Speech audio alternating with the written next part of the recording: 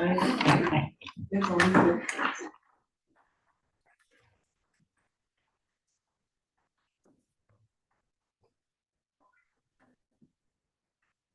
Make everybody get quiet or you want You should work in a daycare. Yeah. That would be a sight. Assist Maria at the You preschool. might be very surprised. Yeah. Okay, we'll call to order at 6 o'clock. Motion to adopt the agenda as presented. Councilor Warwick, all in favor? Carried. Minutes of the regular council meeting of April 14th, 2026. Any errors or omissions? Hearing none. Motion to accept is presented. Councilor Thorough, all in favor? Carried. Minutes of the council special meeting of April 29th, 2026. Any errors or omissions? Hearing none. Motion to accept. Councilor Hunter, all in favor? Carried. Public presentations. Martha, ready? She just smiles at me now. Eastlake, you're up to bat. Right off the bat. Right off the bat. Hey, look, we went through 4 agenda items. Come on. All right, Flying. let's just run up here. Hi, everyone. I'm Travis. I'm the Director of Sales and Marketing for Western Canada at Eastlink. This is my wonderful colleague, Hanna. She is the Sales and Marketing Manager for Eastlink based out of Grand Prairie. Thank you very much. First and foremost, thank you for having us. I think this is important what we're doing here. I realize we're talking about non-life essential things like internet and TV. However, they are non-life essential, but some things that people deal with on the daily. So we wanted to allow everyone in the community to know that we've opened a partnership here in Hanna with Bowerstone PC. Kevin Murphy and myself, Colleen here in our head office in Halifax, are working with Kevin to bring better service to Hanna. Our understanding, with respect to our competition, of course, is that it's not exactly where people would like it to be. And we are hoping that we can help that. So we've invested an awful lot of money, in the millions, to be able to, and it was all done probably while you sleep. We've upgraded, we're done. There's nothing that anyone's going to be disturbed by or anything like that.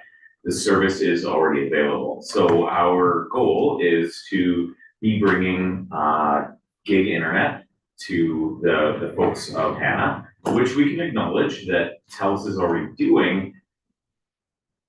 However, we like to think that our family-owned partnership, we're owned by the Bragg family out of Nova Scotia, good Canadian folk, like the rest of us in this room, and they're blueberry farmers, and that's how they made their millions, which ultimately brought them into the internet and TV scope. And our hope is to be able to bring better service to the community. We understand that it's difficult at times to be able to, reach your service provider or, get in touch with people. Our goal is to be able to have Kevin Murphy, we don't have a lot of internal. This is actually really, really exciting for us because at the end of the day, sometimes we're kind of like the rest of the telecoms. We don't have a presence locally. We have a presence locally, and that's very, very exciting for us.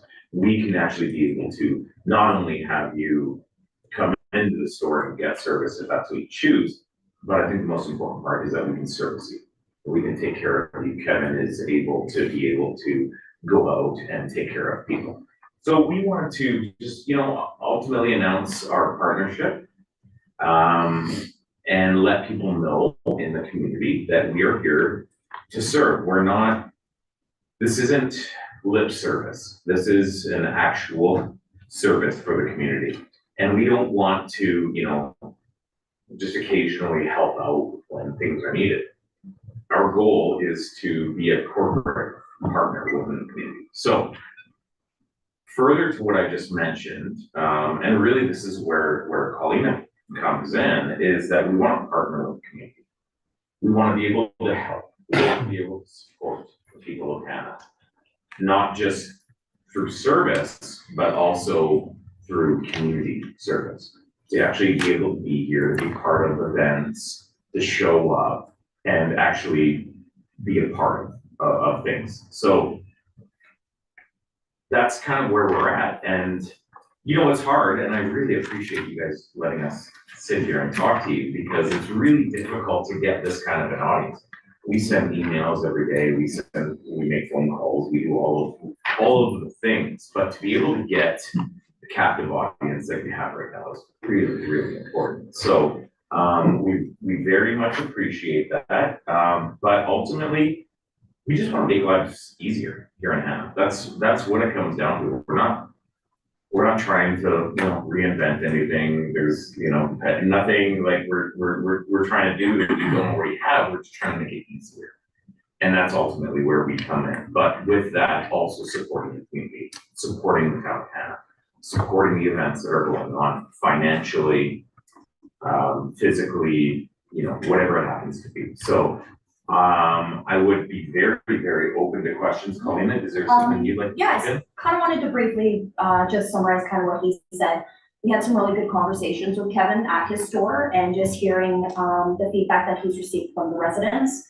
So having that in-person contact, so if residents have questions, concerns, just being able to have that in-person contact. And not only that, but it's also going to reduce install wait times, because they're not waiting a week, 2 weeks, even 3 weeks for a tech to come in. As I know for our competitor, you know, they don't live here in Hanna. And, you know, same for our techs within Eastlink, you know, they're not within here as well. So we wanted to make sure that we could provide a service that was going to be valuable, reliable, most importantly, and to be able to have that in-person contact.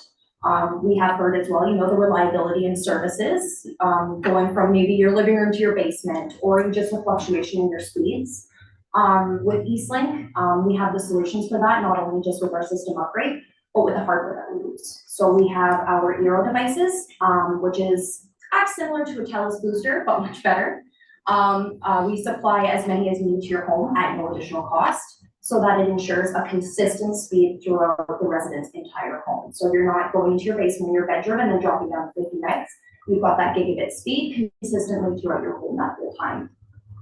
And it's just, he's gonna act as an authorized seller for us. We're very excited, but not only is he gonna be selling our services, but he will be the one installing the services for the residents of Hanna. So they'll have somebody that they know and they trust.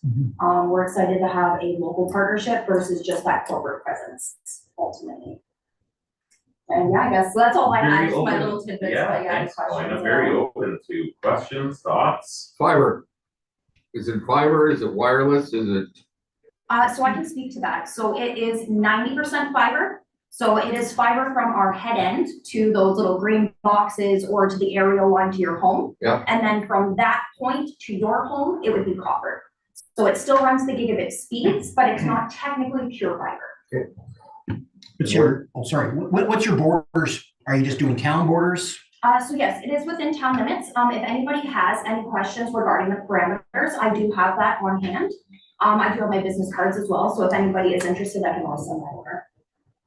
Are you delivering now or will be? Yes. Yeah. Now? We're hoping to roll out some installs at the end of May, once we get some sales rolling in there and get the buzz generated. Just as, I'm sorry. No, go ahead. I was gonna say, as part of our partnership with Kevin, he is being trained on the install, thank you. Yeah. Struggle with that word. On the install things, so he'll be, actually the week of May 25th, we'll be bringing out our team so that he can actually be installed and learn exactly how things happen. We have already installed his store, so if anybody happens to go in there, that's exactly what we're running right now. Yeah, I think that's kind of where we're at. We are able, we're willing, we can install tomorrow if that's the choice. So. And we will have like a bit of a demo display set up within his store as well. We're just currently working with our marketing team just to get some stuff put up. We're gonna have a TV so people can try the TV stream cable services, or even if they want to test out the internet, to see if it's something worthwhile to have in their homes. We also run no contracts with ours as well. So if residents want to sign up and decide, Eastling's not for them, there's no penalties, fees, or any hassle when it comes to canceling. In fact, a 30-day guarantee, actually, money back guarantee that we offer for people. So we do things a little differently than the publicly owned companies. It's one of the great things about being a privately owned company. It's, family owned. We kind of buck the trend of that. And we like that. That's just what we do, and I believe that's what's made us successful.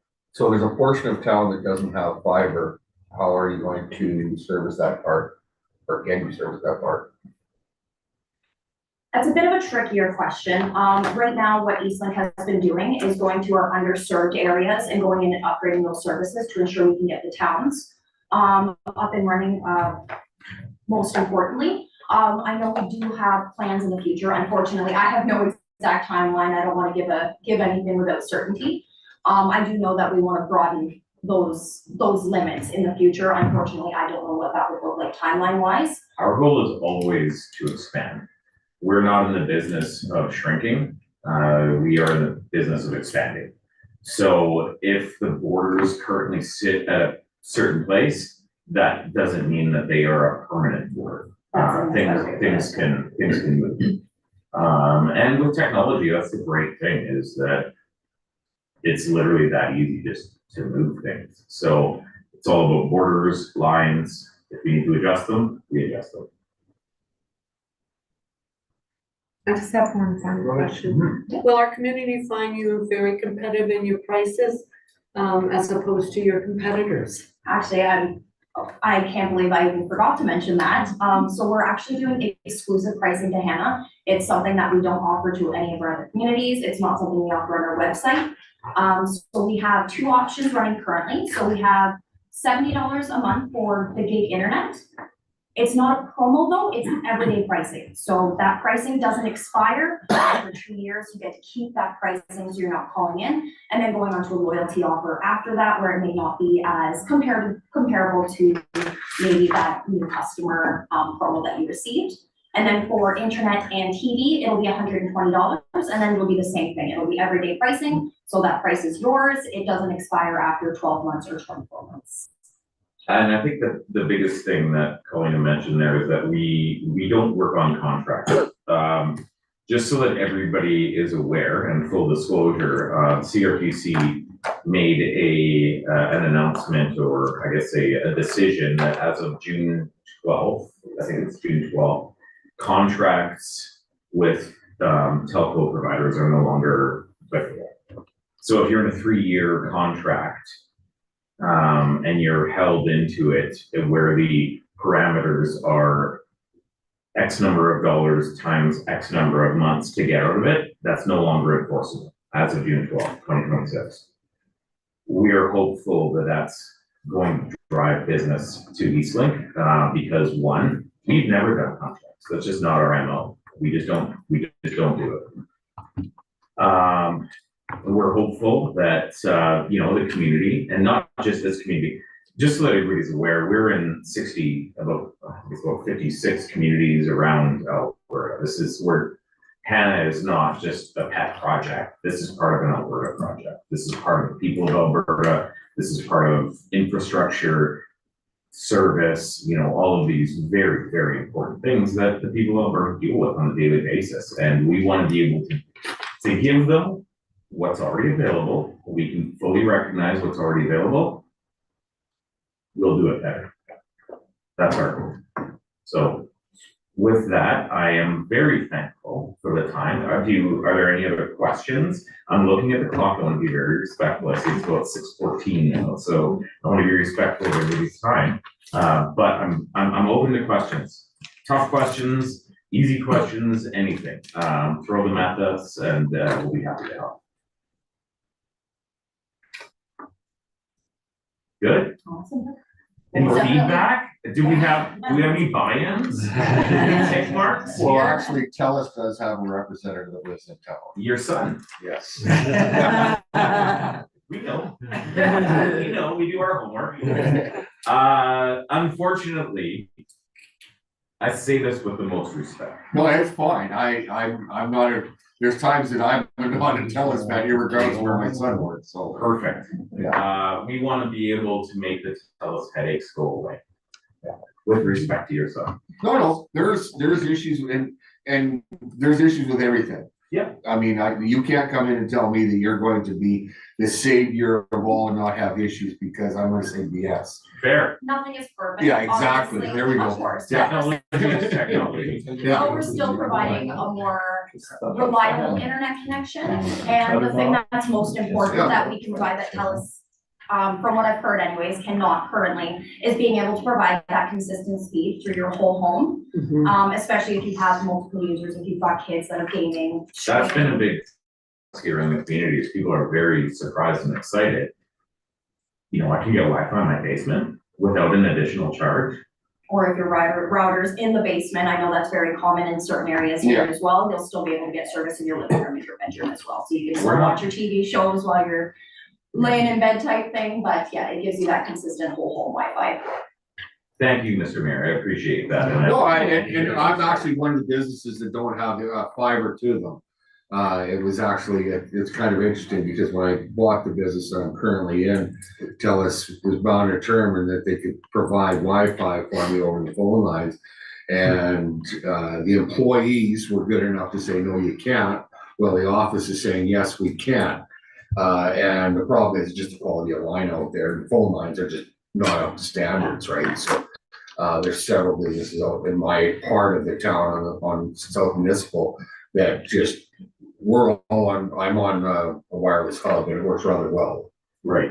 So, no, I tell you, when it was funny when the young fellow come to the shop and did his pitch, and I said, well, we don't have fiber here. He kind of looked at me and went, oh. He did a great pitch, by the way. Good. Well, you know, our goal is just to make sure that the service is good. Hanna's lucky. I mean, if I'm being honest, if I compare Hanna to other communities in Alberta, Hanna already has good service. So how do we, as a business, work around that? Well, and Service. the key word is service. Service. Yeah. That's ultimately where we can, you know, rise above the competitions is timelines. You will be, I should have mentioned this as well, you will be seeing presence of Eastlink in the community. We are working on some marketing plans. First of all, Kevin's store is going to be slightly rebranded. You'll see some window stickers for him, but the community as a whole, you're going to be seeing a little more Eastlink. Awesome. We are working right now on different marketing initiatives within the community. Local, we are funding our funds within the community. We're not doing any, you know, side hustles or anything like that. Everything that we're investing is staying within the community, and I think that's important to our company. So, And you do have an advantage over TELUS with that. yeah, we do. A huge advantage. We Yeah. like to be involved in the communities we Yeah. serve. At the end of the day, you know, the Bragg family, so I've never had the privilege of meeting the Bragg family, but they are a Nova Scotia, I guess, Nova Scotia kind of known entity. And they're just good people. I don't know how else to describe it. They're They just, make amazing blueberry wine. they sure do. I got one of those gifts for my Christmas present from my boss this year. That's hilarious. He said that. Yes, yeah, they are, they're literally just a family company. I don't know how better to describe them as being a family company. They're not corporate. They're not trying to break records. They're not trying to do anything like that. They're just trying to serve the community. Thank you both. Thank you so much. Appreciate it. Sorry to be the. No. You have to ask the tough questions or else you don't get the answers. Well, yeah, so, no, That's it's, much appreciated. it's awesome. Thank you Thank very you. much, and we look forward to hopefully working with some of you Yeah. folks going forward. You said you had a card, Travis? I think Colleen got I all do, of mine. Do you mind if I just leave a little Yeah, that's file, fine, and then yeah. anyone who'd like to grab You one, you're betcha. more than welcome. I'm an open book, so just feel free to Yeah, ask any Perfect. questions at That all. was awesome. Thanks, Rob. Wonderful, thank you very much. Okay, thank you. That was really good. I knew you were, well, I've heard you were coming, and now I know you're coming. So here we are. Yeah. Thank you so much, everyone. Thank It's you. very lovely to meet everyone. I Nice to meet appreciate you it. too, thank you. Thank you Thank very you. much. Thanks for having us. Nice suit, by the way. Props, props. All right. You better believe it. And dog catcher. Tracy. She left. There she is. Hello, good evening. How are you this morning or this morning? This afternoon. Good. How are you guys? Can you hear me? Yep. Okay. Great. light. Is it possible for me to share my screen? Can you turn that up, Lori, at all? Let me make sure she can share first. Okay, sorry. Can you share, Tracy? Not yet.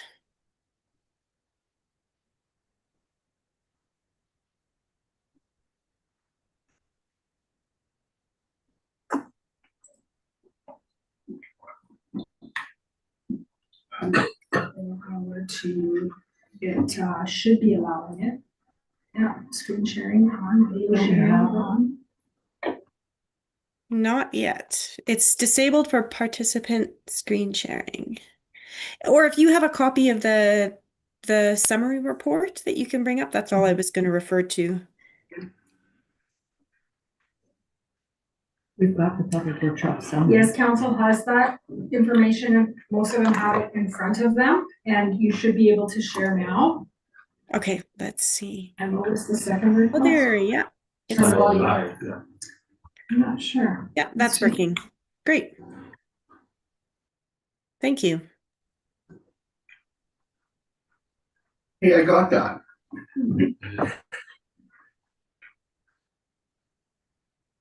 Okay, so thank you for having me here tonight. This is a follow-up to our MDP review project that we've started here for the town of Hanna. If you remember back in mid-January, I attended the council as well, and we went through terms of reference for that MDP review project. So we're now starting in through the project. We've kind of done our first phase now, which is the background research and some initial public engagement. And so we had our workshop, which was called the Eat and Be Heard workshop. And this is the summary report coming out of what we heard when we were there at that workshop. So I'm just gonna move through the pages here.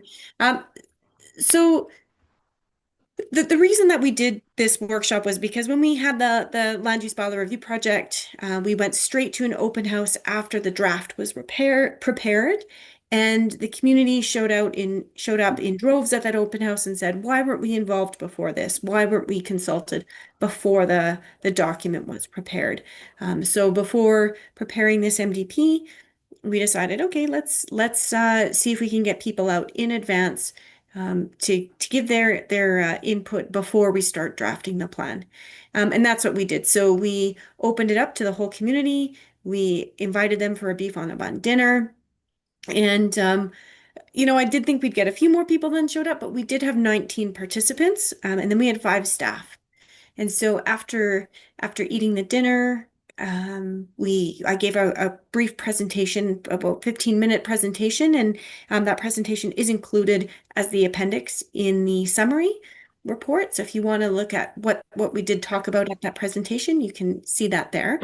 And then we broke up into groups, and we had 3 separate tables. So not everybody got to hear all the comments. And so what we did was, as people were giving comments, we were writing them down. And so this is a summary of what people said, and our scribes were taking that down. So at each table, we went through 4 exercises. Okay. And I'm going to show you what we did first was called a SWOT exercise, which is the strengths, weaknesses, opportunities, and threats. I don't think we were super shocked at anything that we got out of the SWOT analysis, but I was really happy to hear, people had very positive things to say about Hanna. When we look at the strengths, very common themes of, people love the lifestyle in Hanna, the pace of living. the relationship with the surroundings areas is very good with special areas, that there's a very friendly community, very friendly people, good senior facilities, and that there's affordable, low-cost housing. Um, and we did hear as well that most people, or a lot of people, grew up in that community, and they thought it was a great place to be. Um, we did also hear some weaknesses, and so these are weaknesses internal to Hanna. Um, and I don't think any of this is going to be shocking to you, but some of the weaknesses were the quality of housing, attracting skilled workers. Sometimes healthcare seemed to be a bit of an issue, finding a doctor or a dentist, that it is a long distance from major centers, and there's a lack of some services. Some people felt like they had to travel out of Hanna to get some of the services that they need. And definitely bowling, somebody brought up bowling. There isn't bowling in Hanna, so there's an opportunity there. Um, and one person did bring up, and you'll hear this later, that people really like the downtown improvements, but it isn't, downtown still isn't a lively place, what they remember when they were growing up in Hanna. And the other weakness that I think came out quite a bit was that the sidewalks, it's challenging for some people to walk around Hanna. There was a lot of ice out, particularly at the time that we held the workshop. There was a lot of ice on the sidewalks, and people felt like sometimes they're very uneven, and so they find it challenging to walk around Hanna. There were some fewer in the opportunities and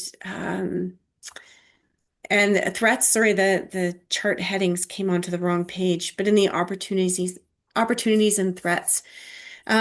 Yeah, so again, the opportunities really came out of the weaknesses. People felt, there could be more walking paths and trails around town. There's more opportunity for families to move into Hanna. The recreation, people thought was another, actually that was a strength in Hanna. But there's an opportunity to draw people into Hanna because of the strengths of the recreation facilities. One of the threats was government downloading onto the town, which I'm sure, as council and administration, you do feel that, and some layoffs in the area, especially the power plant layoffs. Online shopping, some of the businesses are losing customers to online shopping or outside shopping centers. And losing the population because there's better career opportunities outside of Hanna. So I think that was a really good discussion that we had for the SWOT to set people up to have more detailed conversations. So the next conversation that we had at the tables was around housing. Again, no really big surprises. Most people thought that for housing, there's a lot of older housing in Hanna that needs to be replaced. And so when you move to Hanna, it's harder to find housing that's in good condition, and especially in rentals, that there's more rentals needed, and more newer housing.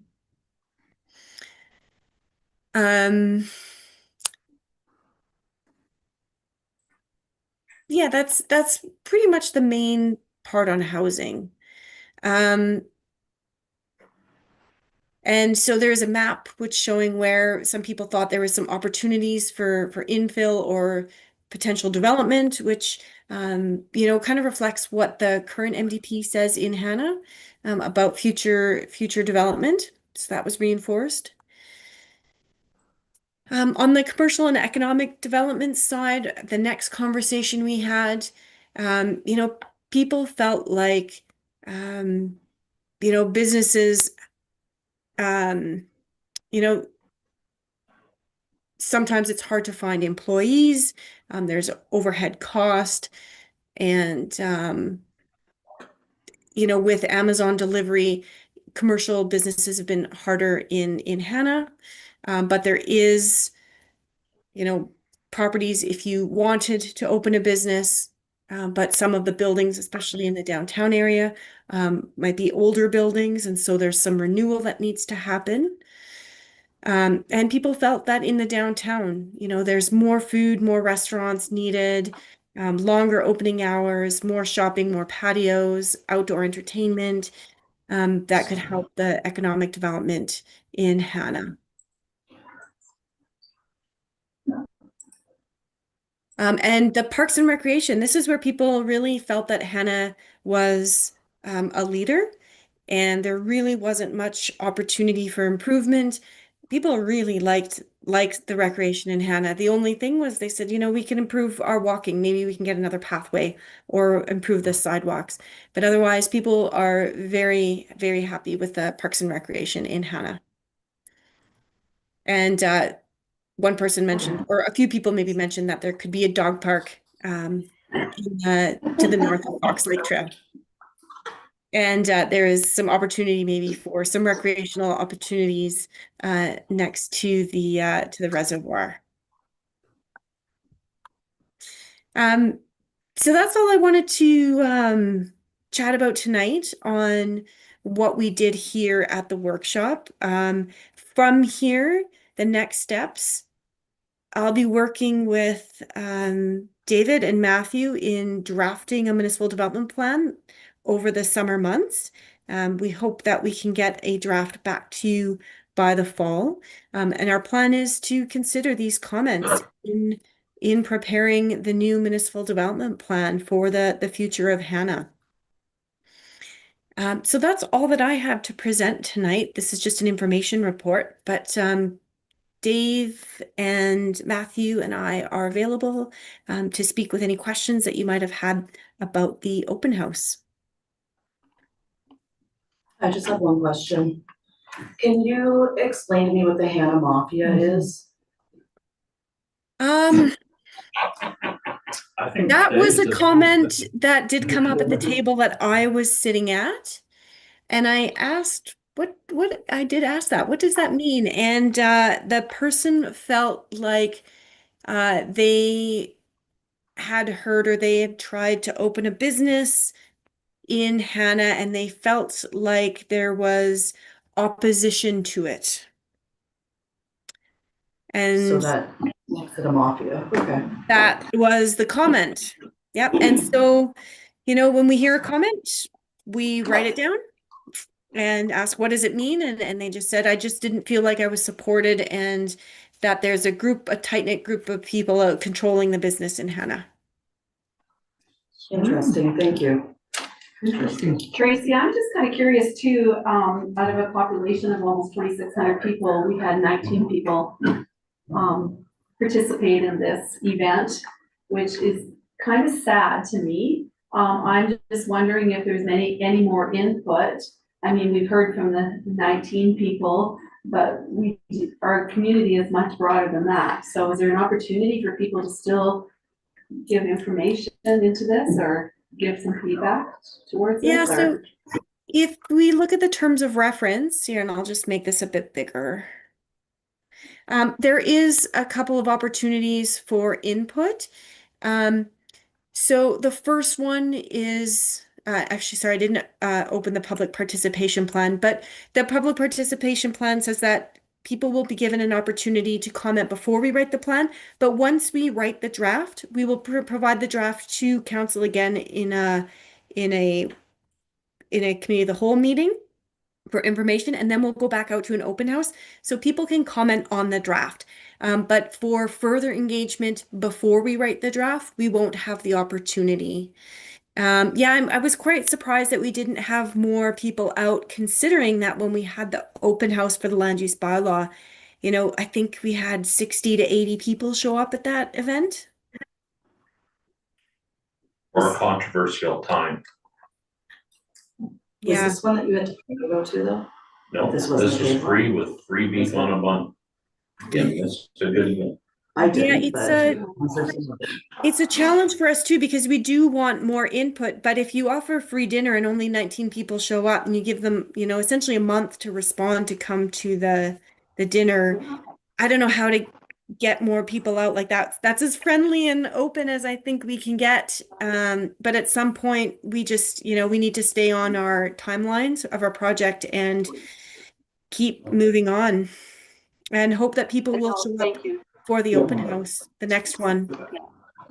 I respect that, Tracy. Thank you. It should be noted, there was an opportunity to email in comments also if you couldn't attend in person. And what was there, Tracy? 2 or 3? Just one That it email. emailed in? Just one in the end? Okay. Would you say the public was very aware of the open house? I mean, it was advertised, it was printed on their town. I just simply don't know. Yeah. Yeah. It was well advertised. And we did catch a fair spectrum of people, and the fact that each of the tables had similar results on the SWOT, like similar comments, trails.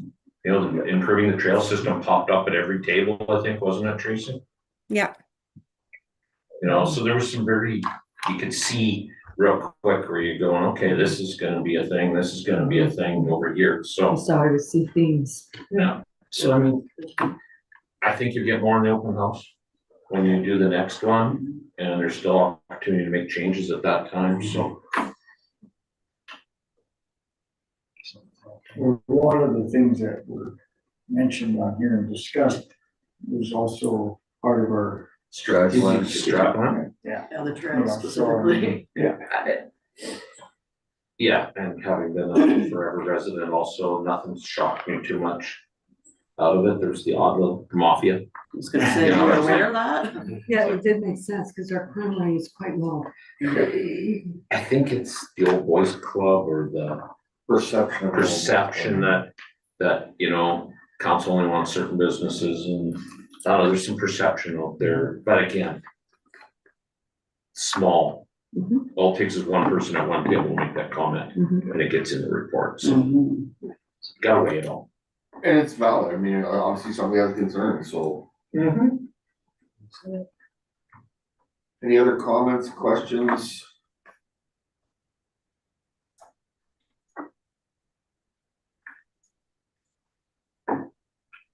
Okay, thanks, Trace. Great. Enjoy the rest of your meeting. Good night, everybody. Let's go. Good night, Well, thank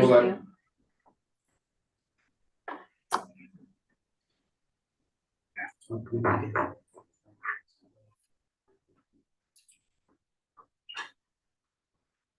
Mr. Matthew, you're up to bat. Through the chair to the rest of the council. Yeah, my report there, just one thing to add to that after the report was written. We did hear back from the Canada Summer Jobs Program and we were not successful this year with them. I don't know how they decide who they award to each year, but it seems that sometimes random, but unfortunately we do not get that. We seem to be coming up short on random an awful lot lately. So if there's any other questions on my report? That grant that you said you turned down, was that a grant that was kind of like a generic grant, or was it one that you had to have a specific job already in mind? No, it's the Canada Summer Jobs. Canada Summer Jobs. It's a Canada federal Summer. grant. Okay, And as Hanna and Wayne have been taking a short end of the stick on this now for 4 years, 3 years. okay. So, Can we identify when the last time was we got it? Last year. we had a little bit last year, And then but the the year 2 years before, previous, we did we not. didn't. The museum applies for it, they didn't get it. Harvest Sky applies for it, they didn't get it. The town applies for it and haven't gotten it. I don't know if Wayne got it or not, but yeah, we've come up on the short end of that straw. Maybe we need to talk to MP. Yeah.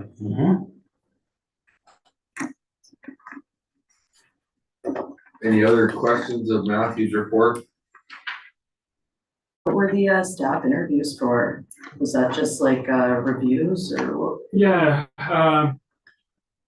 talking to senior staff, I said that over the last 3 months, I talked to a certain section of staff, like basically the recreation staff, and I hadn't had the chance to talk to other members of staff to see how they feel about their job and their position. Did they feel they're being challenged or underutilized? So that was the idea. It wasn't like a formal review of any kind. It was just to see how they feel. Evaluation. We had highlighted some tasks that we wanted to change around.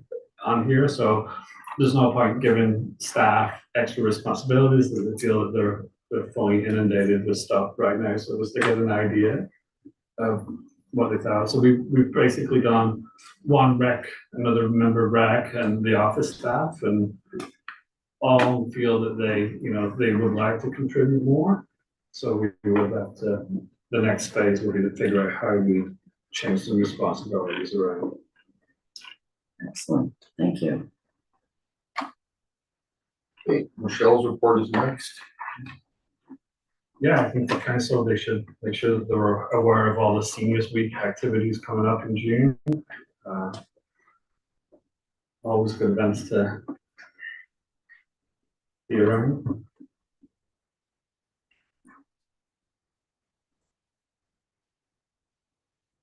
Seniors week is a lot of fun.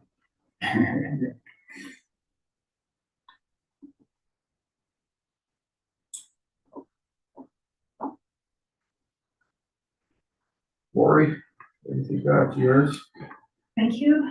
I do not have anything to add. Just providing an update on the curbside recycling program in here. They've been really good. They've provided lots of materials to us, so even though they take a lead, we can certainly play a supporting role on our website with the information on it, so it'll be easy for residents to find, and they can expect information in their mailboxes in June is what we've been told, so we can be watching for that. That's an excellent project in review.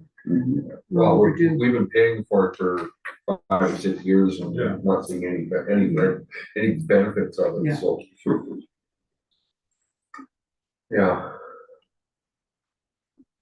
I think this falls under your, Lori, our welcome to Hanna sign, we need to do something with that, like, with part of our strat plan, it's just a big black square.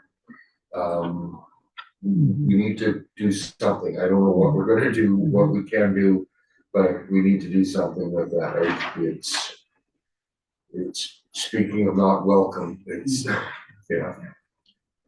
I know we looked at repairing the LED portion of it, and that wasn't viable. We looked at replacing the LED portion of it, and that wasn't viable. Have prices come down, or is that something we should look at again, or? Was it just not viable because of the It prices? was don't quote me, but 120,000 to repair with no guarantee, and 180, Lori, to replace. I wouldn't even want to verify what Yeah. you're saying, I don't remember. Yeah, at all. it was. I don't think it's a repair situation, Okay. it outlived its lifespan. I think it would be replaced, and I believe to replace it with modern technology is over 100,000, but again, don't quote me on those numbers, and that would be a number of years ago. Yeah. No, it was probably 3 years ago we looked at repair. Then we looked at, okay, then we looked at A layover. scaled down program that wasn't backlit with messaging and the whole 9 yards, and kind of was looking for Direction. and pricing, and it was, my understanding that was removed from the budget during the deliberations, so I haven't done any work. No, it's just one of those things, I think, with our strat plan and everything, we talked about making Hanna more welcoming. And like I said, you turn that corner and the first thing you see is a big black square, so a rectangle, sorry. But I think that's something that, if we do nothing other than even plant flowers into it and use it as a flower hanger, I mean, but to me, we need to do something with that. We can make a notice of motion, test staff. Yeah. To look into revitalizing that sign. Options, you got Yeah. options. Okay, let's get a motion from somebody I'll make the to, motion Okay, to direct Erica. staff to look into Look into- vitalizing our sign. And is that, can I just ask, are we looking at digital revitalization? Is that? options for revitalizing. Like Okay, any 'cause option, 2 years ago, hopefully. we talked about doing the, just a hard sign, it just says welcome to Hanna. That's Something cheaper like for that, sure. be another option too at a less. Yeah, if you have any ideas, reach out to Lori and bounce them off her, she can do some amalgamation of her ideas and thoughts, so. Sign does light up at night. The top part does, yeah, no, I see So it. that looks, and our flowers aren't here yet. Yeah. So there generally is flowers. Yeah, and it looks nice. Well, like I said, even if we were to take that out, just have some more hanging baskets in that frame, would be Yeah, better just than what we have, Yeah. I think. I agree. Follow on the motion? We haven't yet, we're still discussing. So we got a motion to direct Lori to look at some options, the beautification of the Welcome to Hanna sign, all in favor? Carried.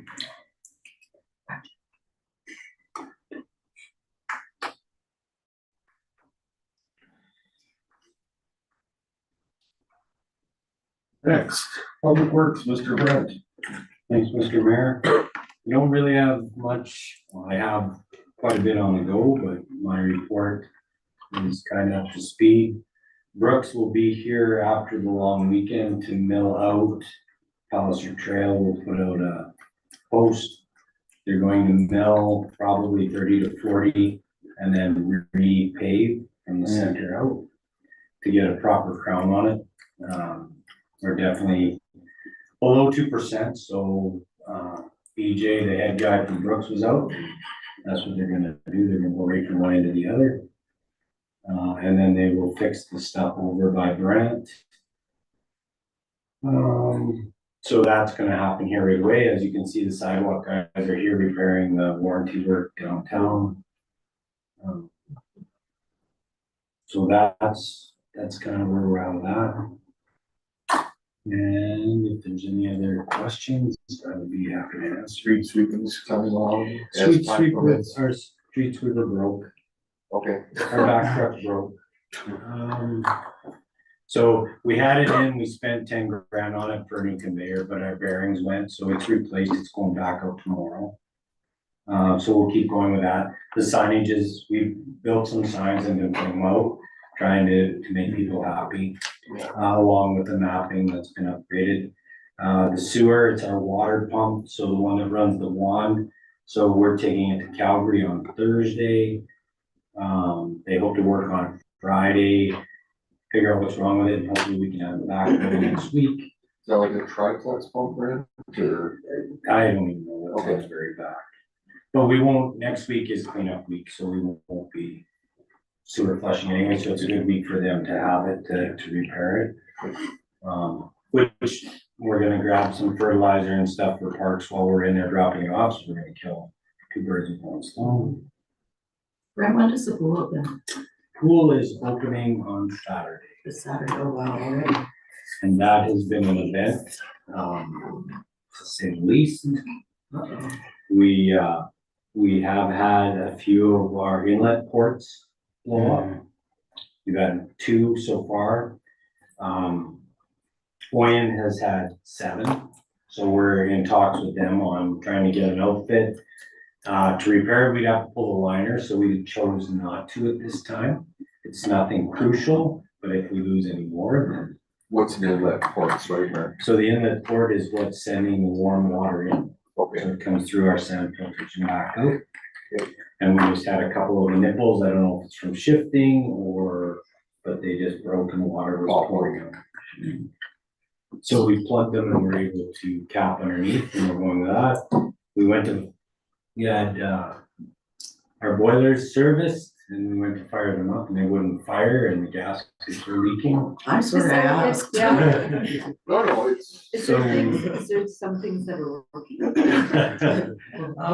Yeah, the leisure pool is working good. Oh, good. Good. Excellent. But at the end of the night, Sinclair had, they had canceled everything that they were doing and worked on it all day, and at 5 o'clock, Brody phoned me, and they have all the boilers running, and we are circulating water, the sand is working, so we are on pace to be warm for Saturday morning.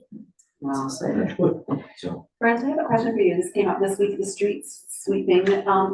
I know there's a lot of streets. Do you do a cycle once in the summertime of the streets sweeping, or is it? yeah, we try to do a really thorough one at the start, and then we'll hit different spots as the fuzz comes out. Okay. And if we have the time, we will do a second pass. And then we try to do one in the fall when the leaves drop. And the signage has been very well received. Thank They- you. they are People, losing and I've had positive comments about the signage. And yeah, from all demographics, not just, you know, people that don't have computers, but people appreciated just seeing and have an understanding that they had to remove their vehicles. So thank Yeah, you guys had mentioned, so we tried, we got some old stuff before it's spent expensive. If they're working, we Yeah, can. thank you. I think they're working well from what I think, so. I seen the airport lights were on. What night was that? Last Thursday night. We have So- lots of guys coming in doing Okay. night flying. Okay, yeah, no, it kind of caught me by surprise. I was coming back from Kindersley about 9:30 at night and I went, the heck? It's So- very, They're, it's very common. yeah, and it's a lot of guys practicing their night flying Yeah. from Springbank and stuff. Okay, yeah, I haven't seen them on for a long time. They look good. Yeah, and they do, they look really good. And the outfit that we had repaired, their MPE and those guys are still working on it, but they've done a great job. That came out to repair. No, like I said, it just kind of caught me by surprise. I went, Yeah, I do have one more question on here. It was noted that, about the rummage sale, that I guess the crew would refer to the town of Hanna, had to do a lot of extra work. Is that requiring like our town staff to, and so what kind of time are we equating to that? we're keeping track of it this year a little bit more. It was worse than normal. This year, there was some extra desks and some of the, extra bags. So we were gonna reach out to the rummage sale to say, maybe we could get the football kids to maybe come and do a cleanup. Our biggest fear is what if one of our staff gets hurt while we're throwing bags into the back of the trailer? Then we're down a man, WCB claim.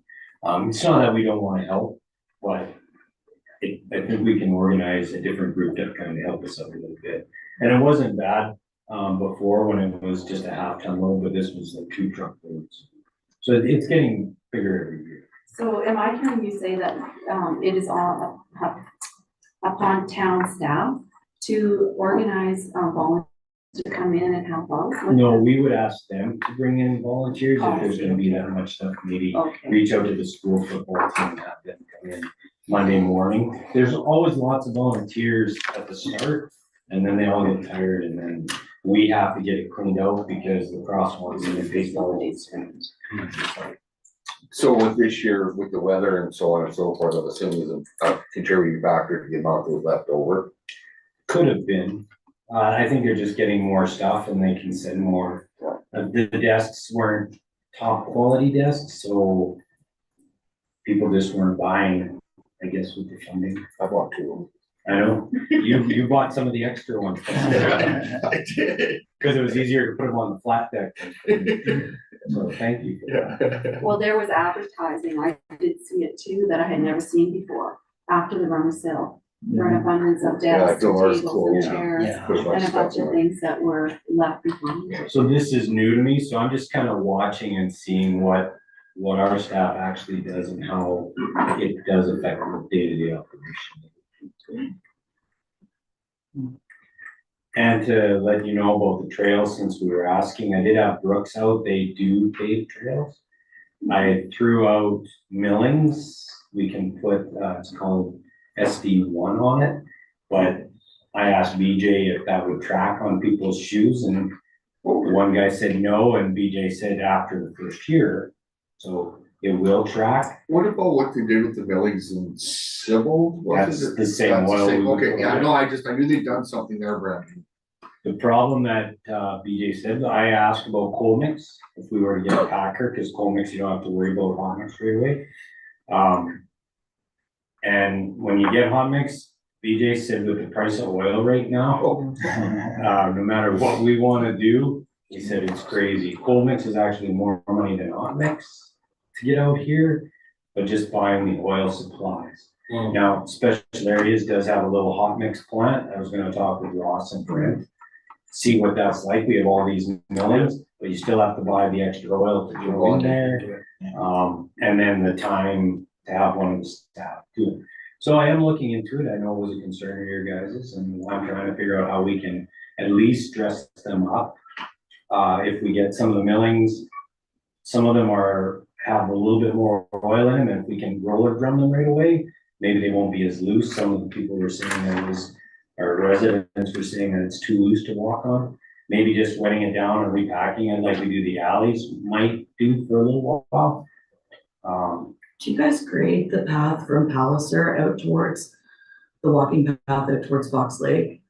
We've been using the rascal on it, but we need to find a proper machine to do that. I've been walking that way and it's, The gopher there's like holes, no shell left, and the gopher holes, I know, like, You have to be careful. yeah, it's just, there's, when it gets wet there and there's no shell or anything left, it's creating like huge divots. And then I think just even, so we did get, some new attachments for the rascals, Oh, so nice. hopefully that helps. The shale, I'm on a list, I was able to get 2 loads from Gallagher at a drum. Quad Rock has us on a list, they'll call. I've been going to get it, cause it saves money, it's $90 a yard if I go get it. If I have it hauled, it's 108. And we have enough in the budget, I think I can get 80 yards this year, but we went through the 2 relatively quick. So I would like to use the millings because they're free, yeah, but if they're not what people like, then we'll have to figure something else. But there's a few places we wanna try them, see if we can use a roller and get them to pack and see what people. Is it the same process as the golf course? Yes. Yeah. We're trying to find a trailer. The biggest thing is to find a trailer that'll stay the width. And we are looking at our new sanding truck. We can flip our sander up and we can have it drop down off the back conveyor and then we can level it out. So we're hoping to try that. We're hoping to fill it up and then go down the path once it's hard enough, if we can, and get a lift on it. The golf course is doing the same and it works there, but you need to put more on it. It needs a bigger. So what they did in the past, Brent, with some of the seasonal trails, is they put a drum in the middle of the belly dump. Could we not do the opposite? Block the sides off on a belly dump and funnel it to the middle? Then getting a big belly dump through our ditch. Yeah, I don't know, I'm Gonna be a little more risky than our little town. Yeah. There is a few little dump trailers and I've been looking to see if we can rent one even, just to try that as a nice chute. Yeah. A grain truck with a chute in the middle would be nice. And then we'll just, out at the cemetery, we have a great big old heavy, grass roller or sod roller that Bob built. You need a loader to move it, so that should have a trail once we get it on there. No, just some different ideas of things. Like I said, when they started doing the grass roads with a drum in the middle of a belly dump, I'm looking at it going, what the heck? But they didn't want to put any gravel down the middle of the road just with tire tracks for it. And it worked really well, so I just thought maybe something different, the opposite of that, yes. Yeah, so I've been researching a lot of stuff, trying to figure out what we can do and where we can go with that. awesome. How's CM Dam? Looks good. CN Dam's really good, it's over 50%. Helmer, it only come up 2% from what it was last year, and I think Fox Lake's only up 3%. Now, Fish and Wildlife did stock it. I talked to them, they came out, they sampled the oxygen level, said it was good, they felt it was deep enough. They stocked it. That's what I said. When I talked to Ryan, he said it's on the list, they don't wanna take us off the list. Next year I will try to open up. Hopefully we have more runoff. I don't know why we had a better runoff on CN. I think there was more snow further north. It was, Which was able to fill it better. because it filled every dam. Well, and the goofy part was all that moisture was in those 2 snows just sunk in. Like I expected everything to be running like crazy, and those 2 last snows just went into the ground, literally. The beavers have also been very active above Fox as well too. They are at our canal. We're gonna have Yeah. to take our. I've opened that one up at that canal a couple of times already, but even above it, there's probably 15, 20 above that along the CN line. Yeah, they are not. Well, there's just too many of them. You'll never get rid of them, but 15 dams will just give us some production. Any other questions for Brent? Hearing none, Sky? So there was 5 complaints in April, and I was off for 3 weeks, so it's a pretty quiet month. Nobody can phone you. No. The things you'll do to get time off. Yeah. It's quiet for you. Yeah, quiet for you, Sky. Yeah. Not for 2 others. No.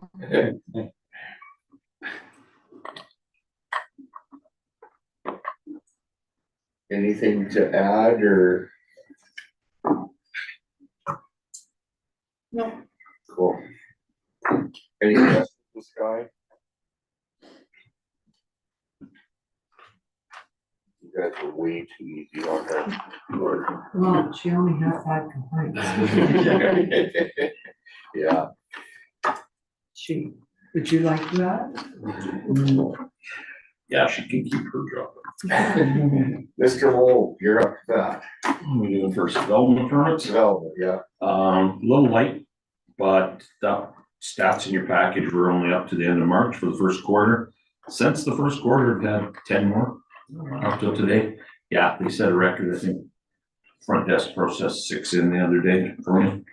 It's like, now if they put a call out saying, please bring fence applications in, but actually getting some, couple houses, shop house combined, getting a few applications coming in, so our dollar value is actually really spiked in the last month for applications coming in, so. Any questions on development? It's interesting, people not understanding the need for a permit for a fence. Yeah. You know, and Or a deck, or. Yeah. Or. yeah, no, it's funny because literally I'll get 2 or 3 phone calls probably a month going, I need a permit for this. And I go, well, just go and check and ask. And if you need one, great. If not, then you didn't waste your time. So, but yeah. On the website, we have a special permit just for fences. Yeah, no, I'm aware of that. Any questions to Dave on the development side? Next for Mr. Dave. Emergency management, you see in my very short report, just meetings. Did our audit for the start of the year. I don't know why they were trying to complete audits before the first quarter, but the government was, so got through that pretty much unscathed. And just been busy with special areas. They've done an RFP out for a company to host a couple tabletop and functional exercise. Special Areas was the hosting partner out of our regional group to do that. They hired Trace Associates, so there's been 4 or 5 of us sitting on the planning committee working on that. Lots of meetings. I think I got another one yet this week or early next week. And then we have a tabletop booked here in the community center in May. And then we go to Oyen in June to get full functional. Ticks off a lot of boxes on our requirements to the government. Anything we do regionally also gives us the same amount in our local as if we'd done it here, but much better to do it in our partnerships. Be nice to get those 2 off our desk because we've been looking at that full functional for 5 years before I was the director. It's been in the works, so. Any questions?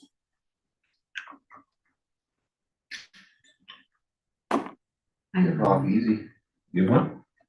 So White Court has an enormous challenge right now.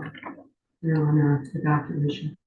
Yep. With respect to our area, in emergency management, is there, would you say, a really effective plan around drought fires? The special areas? Yeah, I mean, the difference we have compared to the forest protection area, like where White Court is, I'll use an example from 2017 where Waterton National Park, big fire, 20-some thousand acres in 9 days. Yeah. We had one on the down Buffalo Island, I guess it was, and along the base, and it did the same 20-some thousand acres in 9 hours and didn't start till 6 o'clock at night. Yeah. So That the one with all the cattle? yeah, our stuff, and Brent was on that one for a while. We'd send an extra command truck down to help out, and we ended up with a unit on second and third day. Well, not the initial, but the relieving crews later on. And our stuff happens so much faster. It's pretty much, it's mostly fire services dealing with it, and then rolling into our emergency management to support fire services. It's not like the force protection area where we've got water bombers. We can bring them in if needed, and that's always in the back of our minds. And that particular fire, they were gonna bring them in the morning if they were available and if the winds allowed, but we got under control before dawn. And that, but we're not dealing with the same units that they're dealing with when we got all that equipment coming in and that, not to say that we can't have something, but it's gonna go so fast usually. We're not talking days of operational period. It goes through us pretty fast, and it's pretty much all hands on deck, hit it hard. You talk about operational periods, you know, Whitecourt's into what, second operational period now today? And I haven't talked to anybody up there. I'm good friends with the fire chief, but haven't heard from him in a while now. But here, so much of what we're doing is in that first shift. And it's either we're winning or it's, because we sometimes call it, we've exported it to our neighbor because it's gone through and kept going, right?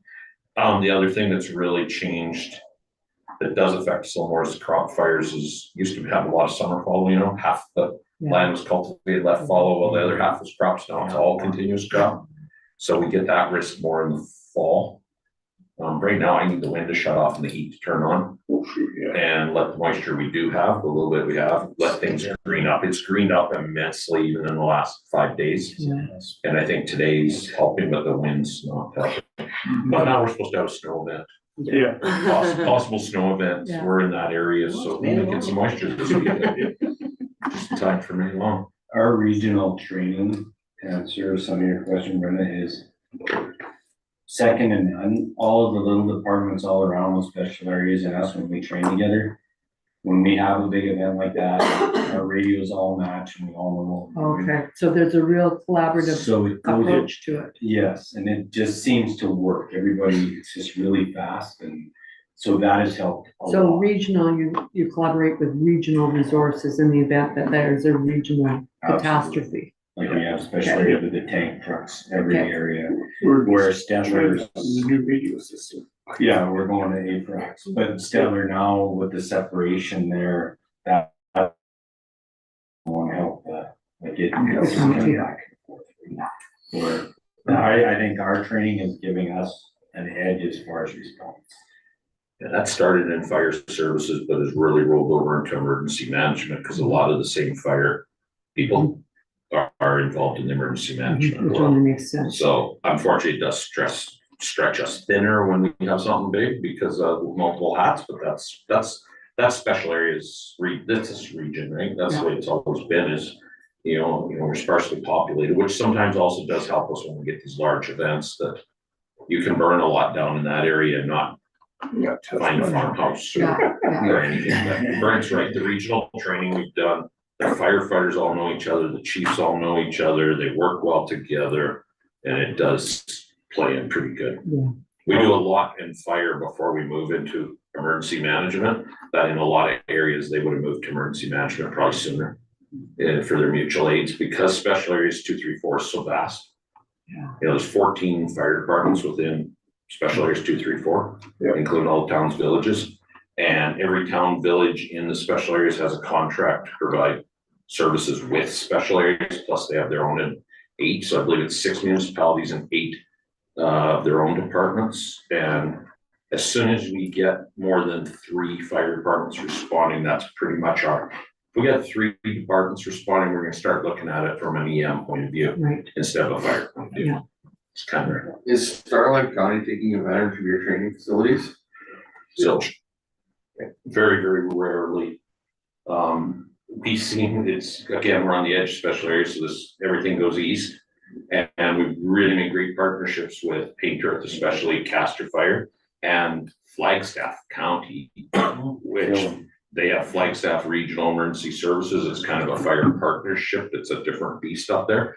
So Killam, Forsberg, Sedgwick, Alliance, Hardesty, I'm missing one in there. And they actually were just down here 2 weeks ago, had our facilities rented and brought 25 of their own students in just to do training. And 3 of our guys were there to facilitate running the equipment for them and that. So that was with instructors. I think they said they had 32 hotel rooms, plus they were doing meals, buying food. So a real shot in the arm for having the training facility here. That's the first time that we've had somebody rented 100% and bring in that many. They brought their own fire trucks, everything down. It was quite the weekend going on. I mean, it's there, utilize it, right?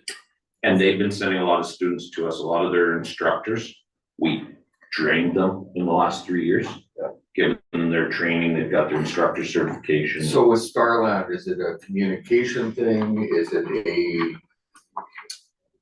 us versus them? No, it's not the us versus them, and they've had some changes recently, especially on the EM side, where now we're talking a little bit more with them over there. Drumheller's become more with the newest chief there. We've had some better communications, and that's dragging Starland along with it. It's just the fact we very seldom go west compared to how much we go east. You got no grassland hardly going west, right? That's a lot of cultivated, so we have less I incidents. mean, our border to the west though is a lot tighter than like, what, 8 miles? Yeah, if that, yeah. I seen Craig Milo got an MBA here a couple weeks ago, and I mean, it would have been closer for Hanna to respond than Craig Milo. Well, Drumheller's their rescue backup. Yeah. Oh, yeah, well, used to be Drumheller, a lot of times now it could be more too, depending on, or Munson. No, it was just an observation, so cool, let's keep working on it. Sorry, we kind of went around. Yeah. Hopefully we No, answered that's your fine. question. Sorry, No, Brenda. thank you. No, that's great, thank you. Anything else, Ian? Oh, we're on fire. So you can see in your stats, we've been slightly busier. We had 26 incidents up to the end of March, which was our 5 up from the previous year. Current membership, we're sitting at 26. We're interviewing a couple of new applicants tomorrow night. Our regional training update. So we completed an NFPA 470 hazmat awareness and operations course in January. So it's the moon suits that you see on TV and everything to go with hazardous materials. And we completed a 1001 Firefighter 2 course in April. So that's flammable liquids, fighting flammable liquid fires, doing vehicle extrication, amongst some fire prevention skills and a few others. We did obtain some more grant money for regional from the province's fire emergency training program. They did a really good job letting people know about it this year. So unfortunately it was more oversubscribed than ever before. But we did get some money, so it'll offset one of our courses that we'll be doing next spring, probably one of the pump courses. The training tower, we're again hoping to get the site grading on the south and east ends done so we can fix our water runoff problem. We just needed to get dry enough, it's dry around here, but not dry enough to get in there with equipment.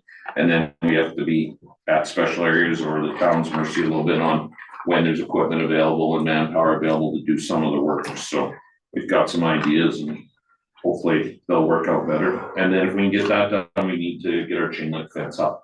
But I want to wait till I get all that site grading done first. And a couple more concrete pads on the north and east end of the tower.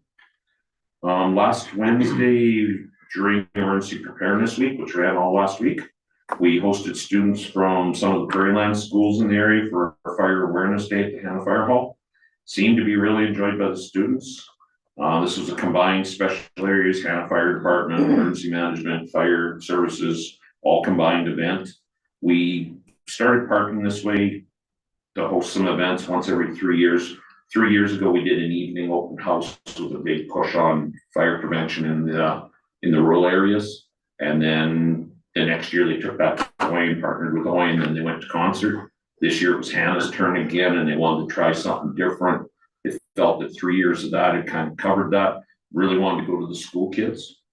And, we used to do the impact event with grade 9s. So this is our first time doing a major school event. So we had grades, so I think from the other schools, it was 6, 7, 8, 9. And looking at the height, I'm thinking some schools brought grade 5s maybe, because there was a lot of little kids there. So we had Morin, Delia, Cessford, Youngstown, I believe was the first group.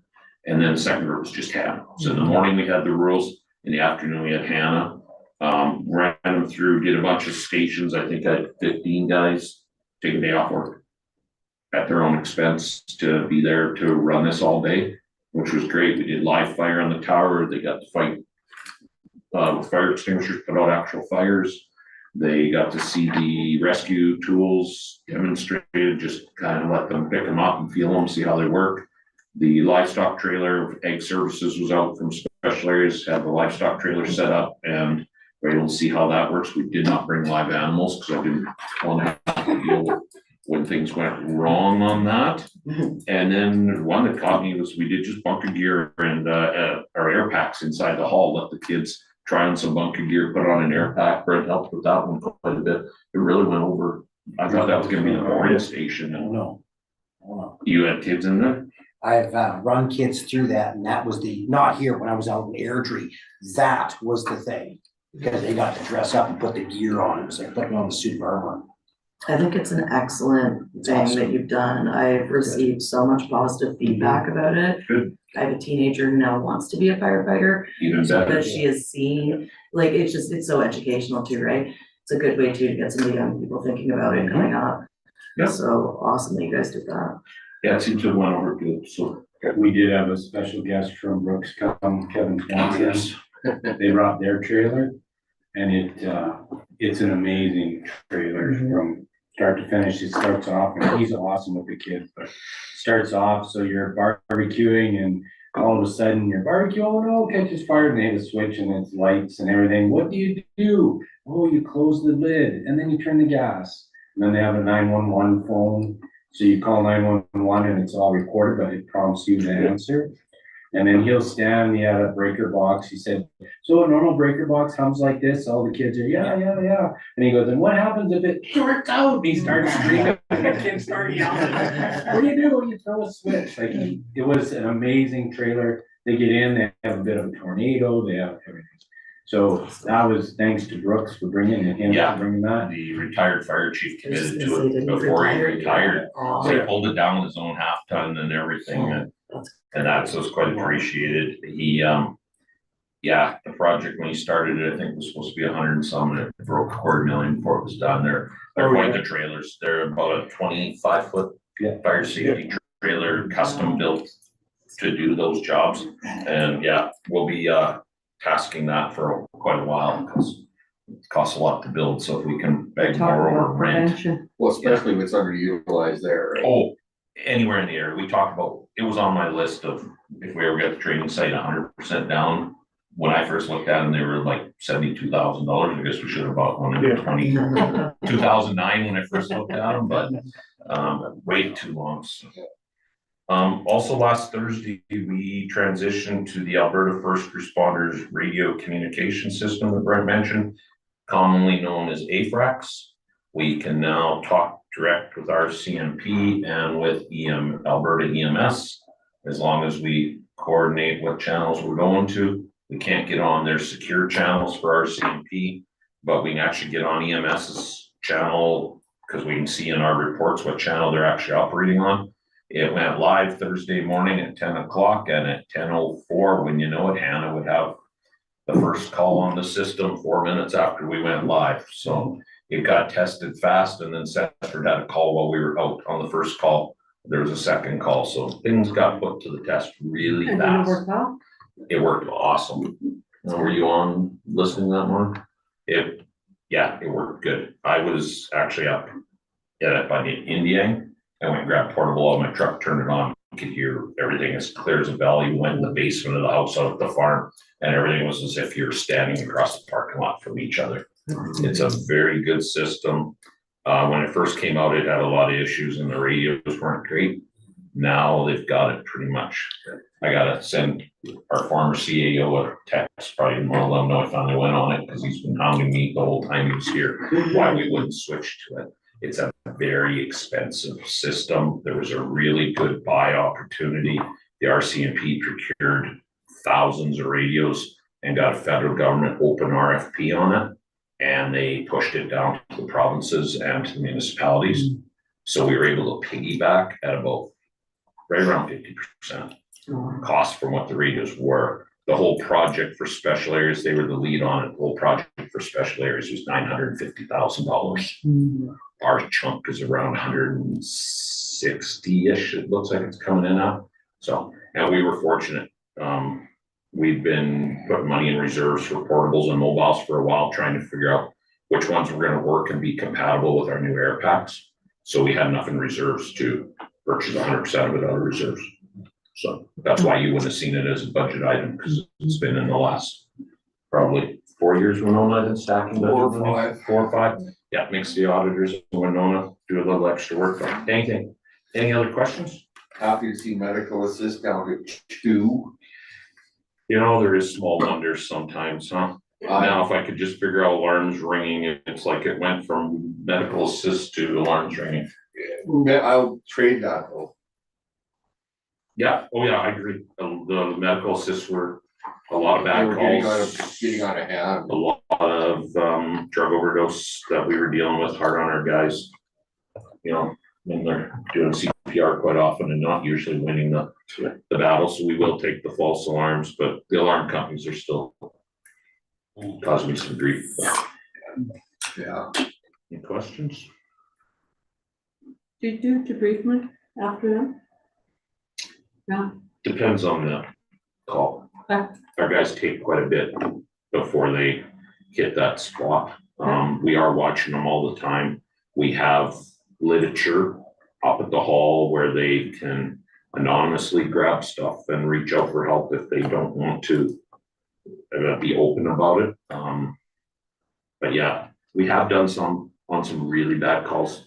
Touch wood, it's been a while since we've had to bring in and do that, but we do have some peer-to-peer trained on it. Brent, myself, and probably Joe Van and a couple others, Glenn Rob.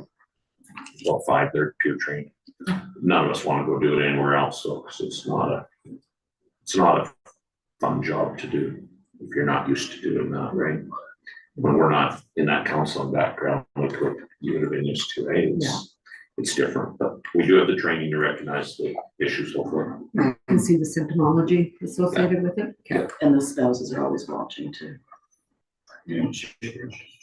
We call the officer group contacts after that call. Make sure they're- Thank you.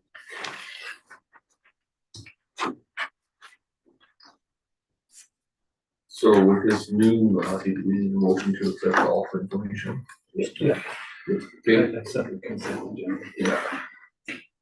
Counselor Card, all in favor? Carried.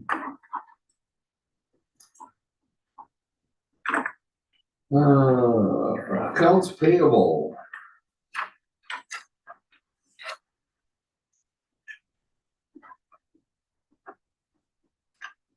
Questions, concerns?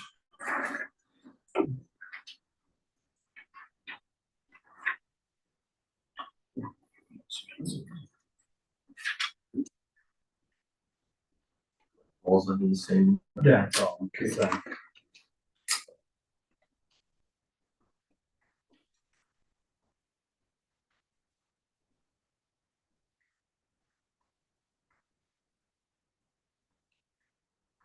I'm gonna, I just got one question if I could. When I went through all the, expenses, I noticed that different counselors like had conference expenses and they were quite different. Like, is that because did some people attend a longer conference or? 2 took some extra training. Okay, Some of the hotels were different than others as well. okay.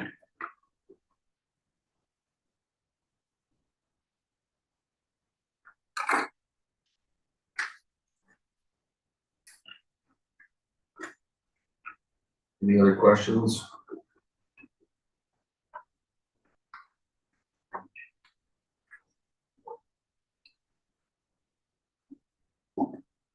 The check register, any questions on that?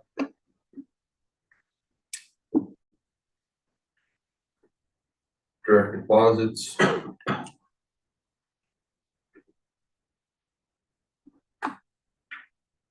EFTs.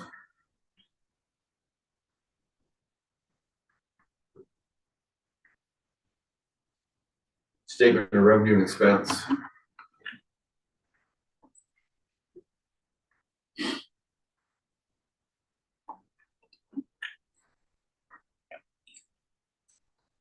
Budget overview.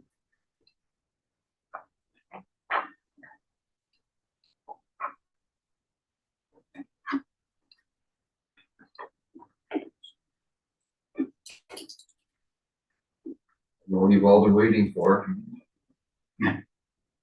Spring budget. Yeah. Okay, motion for consent agenda again.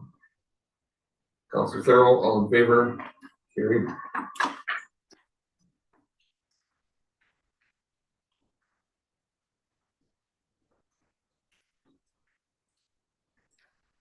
Matthew?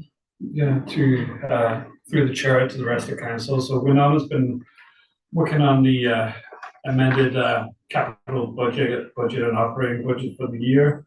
As you know, our budget is a living document. It is going to change over time as things come up. So we're just wanting to get your approval on the amended budget and capital. And once that's approved, we can go ahead with the tax rates. So Winnona's highlighted in her report here that some of the changes that had took place, what amendments were changed. She had originally, when she first brought this to council last year, before we had the assessment, what the expected tax rate would be at 2%.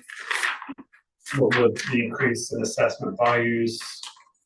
There was no need for that 2% increase. So she's made the adjustments. If you have any questions in regards to the adjustments made, you can ask. But so I think there's 3 motions that we need from council for this. That we adopt the 2026 operating capital budget.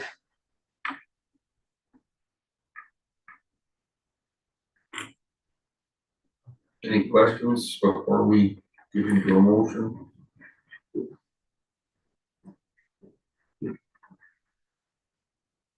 Okay.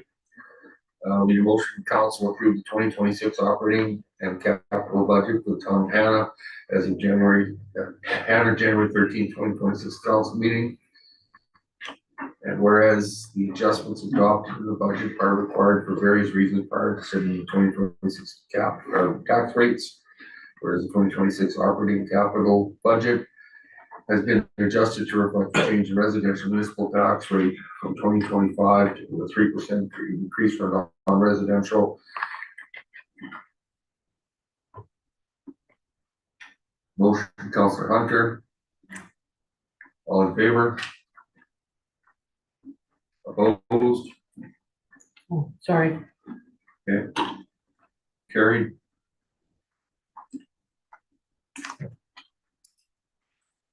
So do you want to just give us a breakdown in a nutshell? Because there's a whole bunch of very focusing going on, so.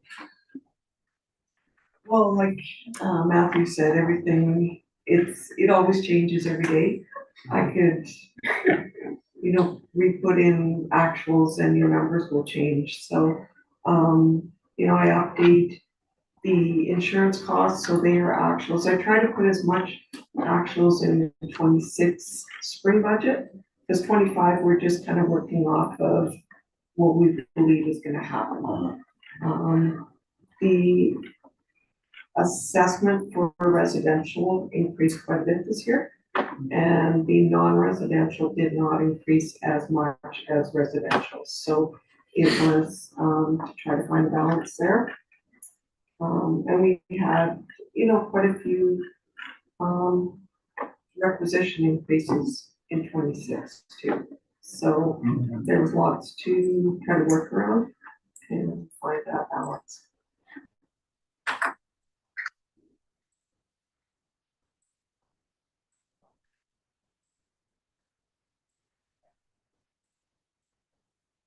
Does everybody understand when we make a statement that we're not increasing the tax rate, doesn't mean your taxes go up? If your assessment goes up, Well, you're your tax, obviously your tax. but I'm just bill- saying, lots of people don't understand that. So I wanna make sure that everybody understands when we say that your rates aren't going up, that doesn't mean your taxes aren't going up.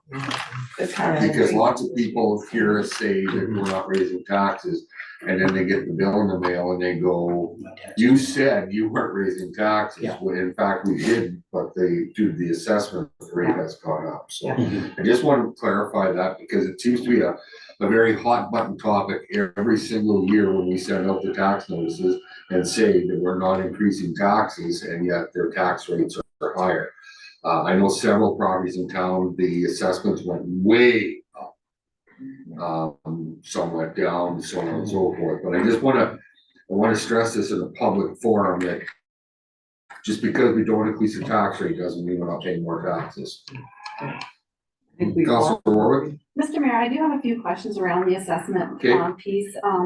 I'm curious to know how often we actually do the assessments, like it is physically done. And the other question I have, and a bigger concern in our community, exactly what you just alluded to, we have some residents in town where their assessment went up astronomically this year. And I'm wondering, in the near future, if we would consider a progressive increase instead of, several thousands of dollars. I mean, when you're looking at some of the assessments that are gone up, $30,000, $40,000, $50,000 on one piece of property. I mean, we can say a few things. Okay, you've gotten a break over the last several years, your value has been or your property has been under assessed. But then all of a sudden to have an assessment on your property of such a substantial amount, it is concerning to some of our citizens.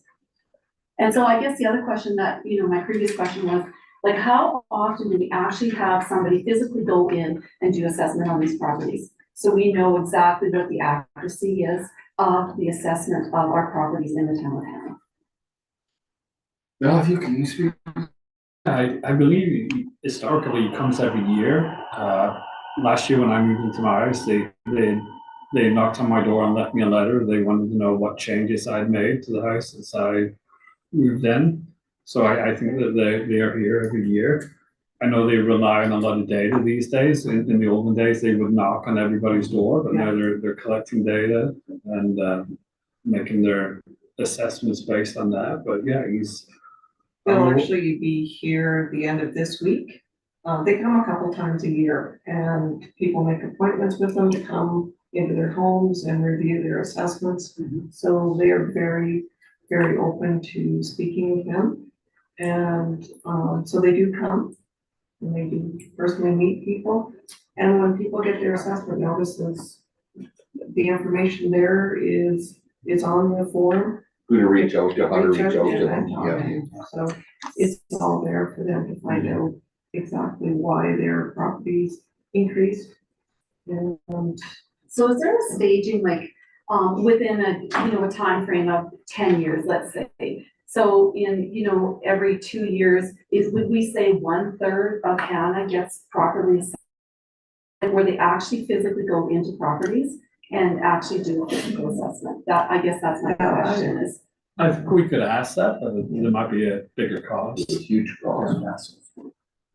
So virtually what we're saying then is they are really not going into the houses to this assessment. It's only the people that have concerns with their assessment that they're bringing those concerns. No, they do a sample. They will do a sample. They go around, okay. They did pretty much my whole area last year. Okay. I'm just curious because I don't know what the formula is. And when we get asked that, I don't know what to tell people. Because I know people in this community that have said they have never had anybody come to their house and do an assessment on their home. And so they would be curious, what a true assessment would be on their property.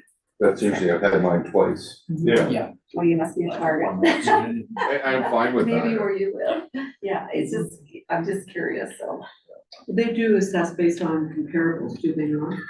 I talked to an assessor years ago, and he gave me a long list of things that they look at. I can't remember, but it's not just like I thought it was just home sales, and he said, no, it's not just home sales. We look at a variety of different things. Would it be beneficial to have them come to a committee of the whole meeting? Yes, The assessors? yes, I would think so. I think we could ask them a lot of questions and maybe just get the information we can't share information that we don't have and we're unaware of. So when our public is asking us this information and I don't have it, I can't give them the information. Yeah. So I think that would have value, actually. I do too. As was mentioned though, if they're unhappy with their assessment, there are the tools to address that. And to talk to the assessor as to how they got to that number. So I mean, I don't think we want to be my house is worth this and this house is worth that. I don't think that's our position. I think we need to be very careful to say, you know, my house was assessed at this, and I'm not sure why, but a comparable house is the one across the street when we don't know what the factors are. For example, my house has a solar system on it now. It has a metal roof. It has triple pane windows and it's hardy board siding. So I mean, obviously my assessment has gone up. Yeah. And people will still say that it's a 1,400 square foot bungalow and go, it's the same as mine. Well, it's not. So I think we have to be careful with what information we're providing if we don't know the details of that information. So, but yeah, no, I think, can we reach out to them and have them come to a committee of the whole?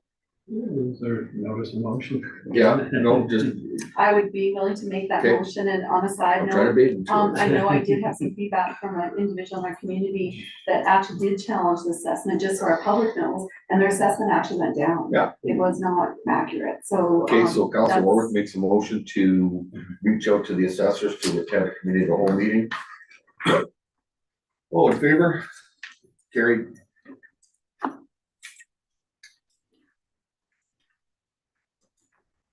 Library board, Through the Charter Council, recently there was a member from the library board that resigned, so they're looking for the council to pass a motion to appoint Robert Dion to the Hanna Municipal Library Board for term ending October 31st, 2029.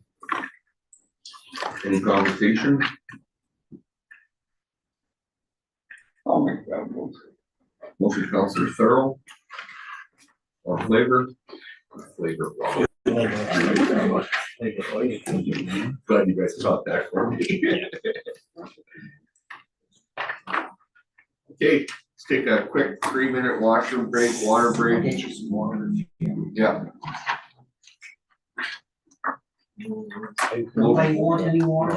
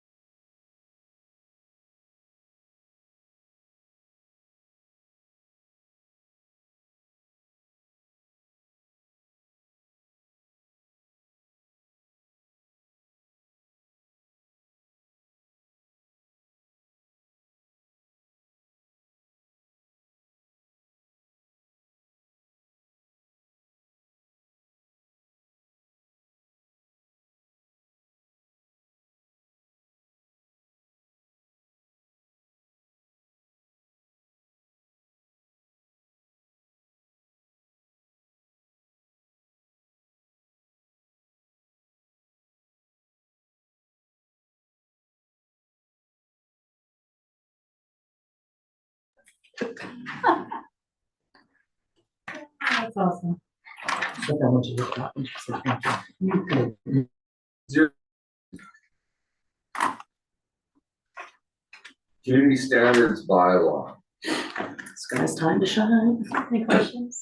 It looks good. Oh, change? It looks really good. Okay.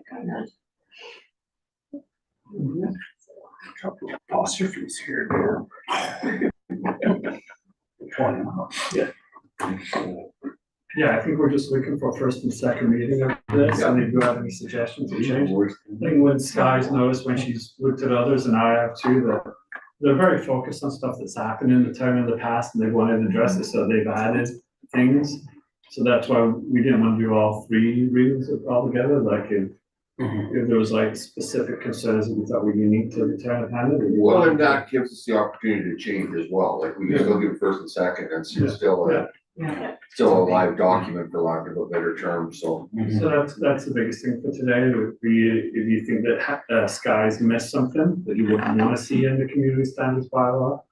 To give her that feedback and she can add it, and then we can bring it back for a third reading, once you guys are happy that it's addressing all the things you feel it needs addressed. Okay, so can we get a motion for first reading of bylaw 1046/2026, community standards bylaw? Councilor Rohrbach, all in favor? Carried. Can we get a motion for the second reading of 1046/2026, community standards bylaw? Councilor Hunter, all in favor? Carried. Thank you, Sky. Thanks.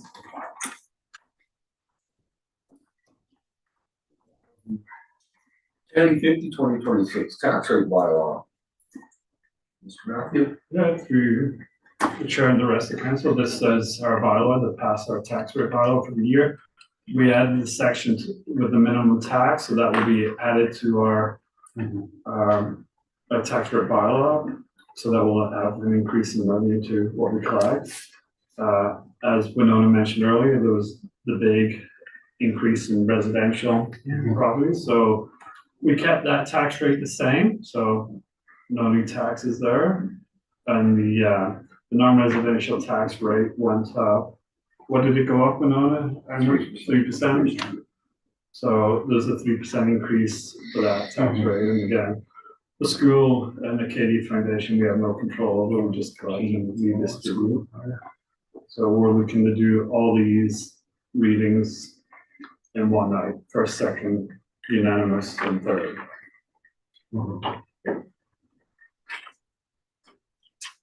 Any questions? Yeah, I have a question, Mr. Mayor. Can you clarify all non-residential? What is it? Like what properties are those? Anything that's not residential, Commercial. commercial, industrial. Is it churches? Is it non-residential? Churches and schools. Churches are exempt, schools Schools are are exempt, exempt? provincial buildings are Okay. exempt, So it's only commercial then? Okay. Not And industrial. and industrial. Okay, okay, thank you, yeah. Commercial, industrial, highway C.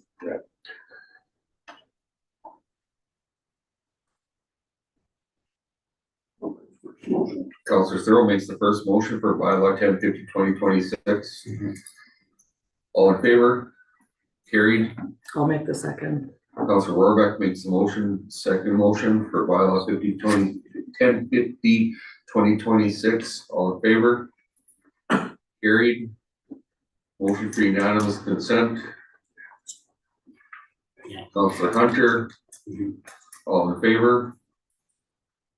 Opposed? Carried. Third and final reading of 1050/2026. Councilor Thurl, all in favor? Opposed? Carried.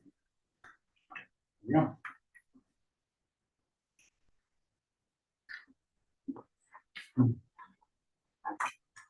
Bylaw 1049/2026, the elections bylaw. So through the chair to council, after the last meeting we had asked the administration to take this for our legal team to review. So they took it, and I believe their letter is attached with this, so you can see what they said. they had some key findings, important clarifications. Their changes, that they changed was to criminal record check as a police information check, provisions related to collection, use and disclosure were removed as they covered in the local authorities elections act. And didn't need duplication. The nomination deposit was changed because of our size, we can only ask for $100.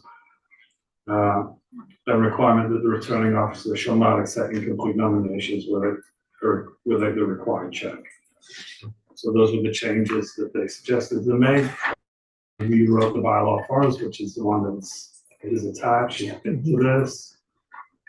And again, their legal letter of advice is there as well. So we're looking to get I think we just did the first and second reading for this. And if anything needs to be changed or clarified, we can bring it back for further. Okay, first motion, Councilor Card, all in favor? Opposed? Carried. Second reading, Councilor Rohrbach, all in favor? Opposed? Carried.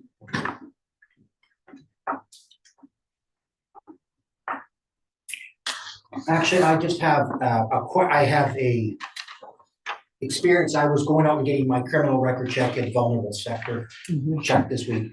And in the middle of my fingerprinting, because I'm always fingerprinted, it is my lot in life. And I was chatting with the office staff in there, and they were saying that maybe a conversation might be, when we are doing this, there are things that we are looking for, of course. The LAEA is, disqualification. We have all that clearly laid out, and this is what we are after. There is a way that when we are going in there, we can just make sure that when we are, from what I gathered, now if this could be wrong, I would maybe ask the staff if they would look into a conversation either with one of our officers. It is possible when you go in there to get the information, the information that can disqualify and nothing else. Instead of going out there and getting the whole thing, we're looking for section 123, 124, 125, and any conviction over 5. When we could ask specifically that when we are doing this thing, that's the only pertinent information that We went to Brownlee for this reason already. Yeah. So I don't think we want to muddy the waters. So I know that's fine, but they just said, conversation in there was in there, could be done as well too. I'm fine with whatever, but that was just the conversation that I'd had. Makes it faster for them. Yeah. I think on the nomination forms, when they collect them, we could give them a form to take to the RCMP.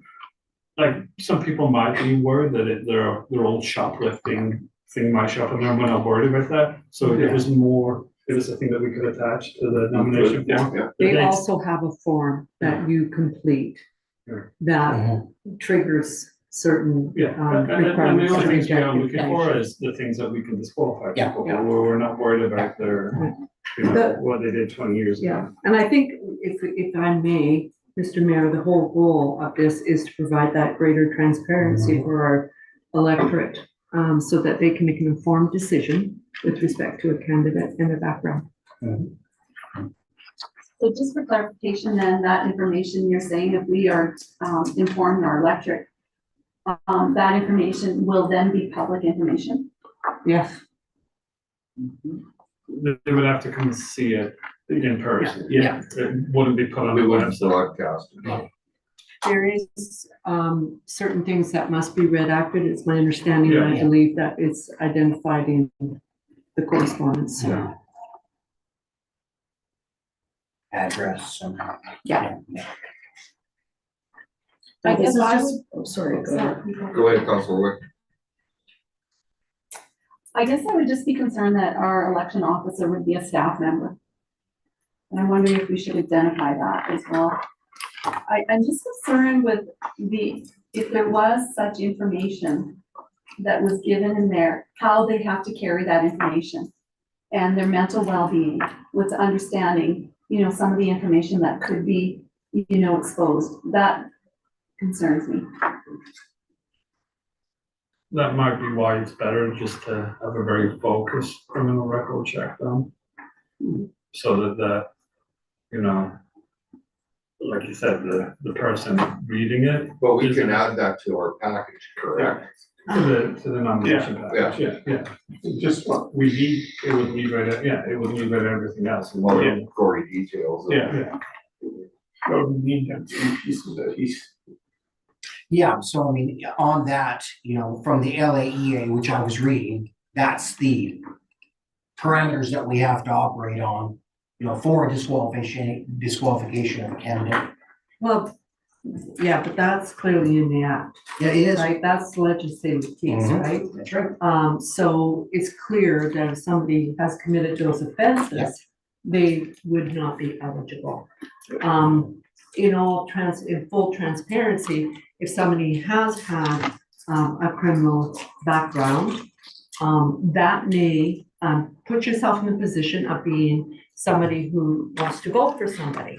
Do you want to know, about a person's character? And often a person's character can be at times reflected in their background. Can. I'm not saying always, and I'm not saying all the time. I think that in the name of transparency, I know as a voter, if somebody has a police information check, certainly that would better inform me with regard to an informed decision.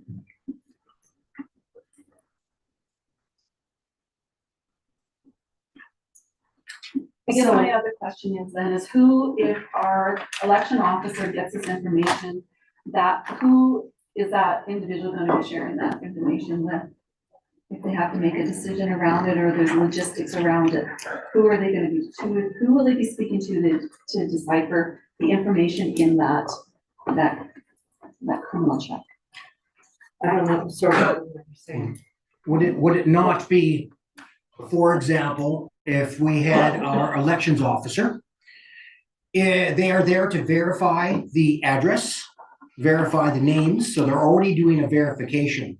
If the paperwork comes on in and they see a conviction of 5 years or more, well, sorry, you know, you do not stand.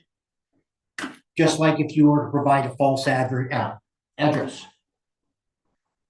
LAEA says that that's a disqualification, so there you go.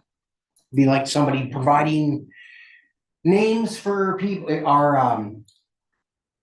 the names that are provided is the ones that are sponsoring us that are, if those don't sync. Basically what would happen, and Winona, correct me if I'm wrong, would just be disqualification.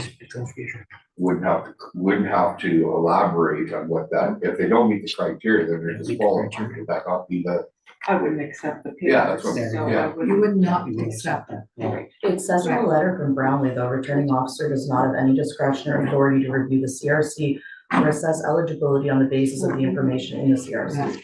So wouldn't that kind of? Is it not my understanding that returning officer's obligation is to ensure that the police information check is present? Yeah. 100%. But not That the is, content, but yeah. not the content. Right. And if anybody wishes to review a candidate's information, they can come to town office and request that information, correct?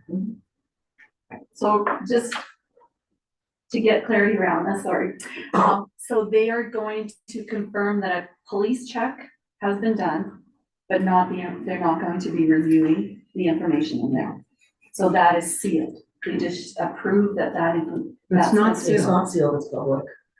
Cochrane Town Council publishes it in their local paper. So you take all the criminal records and you make them public. Yes. That's clearly what our legal advice has confirmed as well. We don't have to publish it. Is that not correct?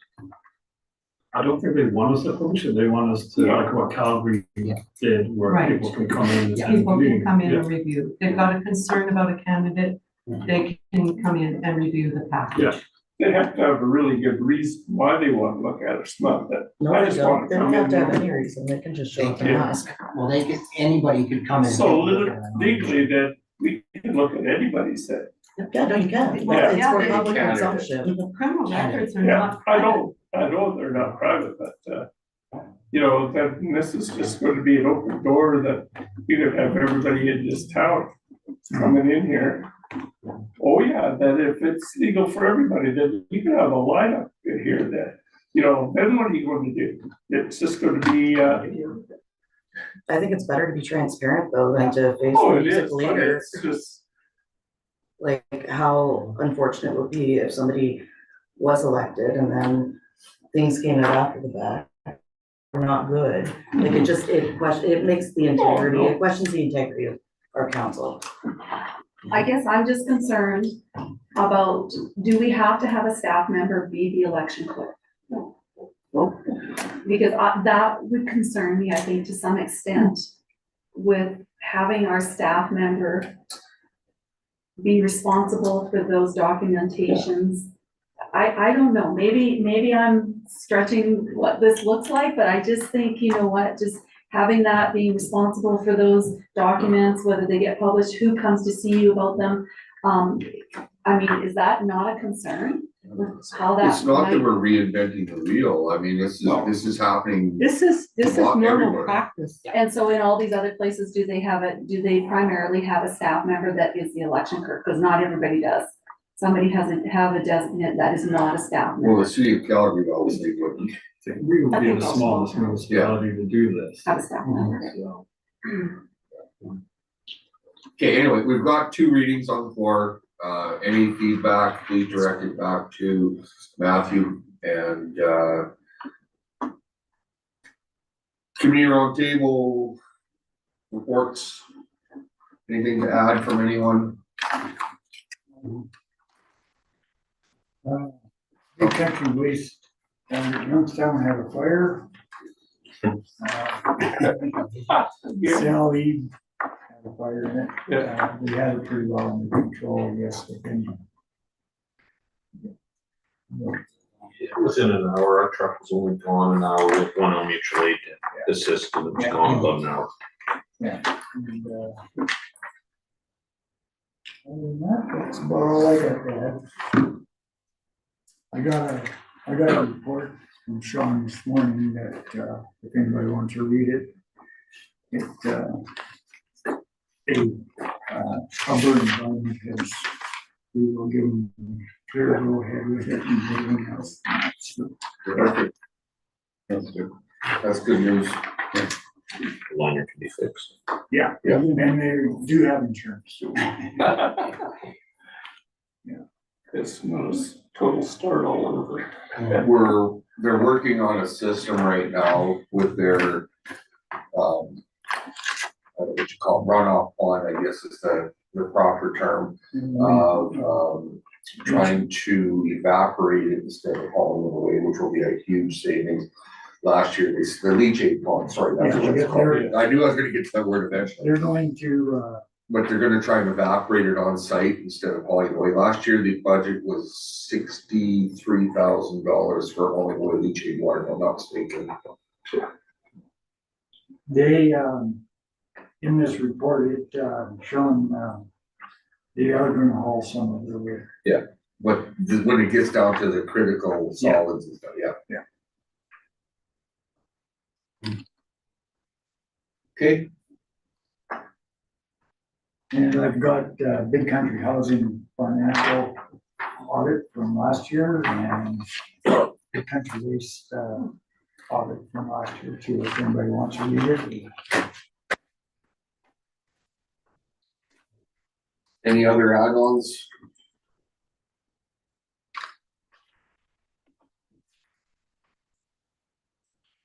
Okay, motion to accept for information.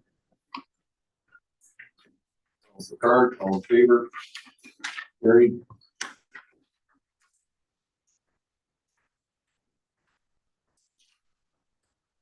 Correspondence. we have a couple of things. One is a thank you letter from Lynx for the items that we donated to their fundraising event. And then the other is just, an email newsletter that we get, municipal updates, gives some deadlines for some things coming up. Before 2027, we'll have to look at our ICFs and get those reviewed, so there'll be some work to be done there from that.